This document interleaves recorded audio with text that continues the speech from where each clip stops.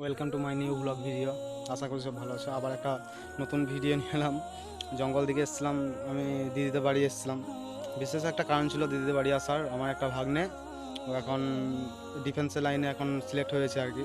তার জন্য অগ্নিবীরের চাকরিটা পেয়েছে, তার জন্য এখন ও আজকে মানে চলে যাবে। আজকে গোয়া পোস্টিং পড়েছে, তার জন্য আজকে চলে যাবে। তার জন্য এসেছিলাম দেখা করতে, মাকে নিয়ে এসে দেখা করতে এলাম। জঙ্গল দিকে একটু ঘুরে আসি, ওই জন্য জঙ্গল দিকে এলাম। ভিডিওটা দেখাচ্ছে, একটা ব্লগ বানাবো।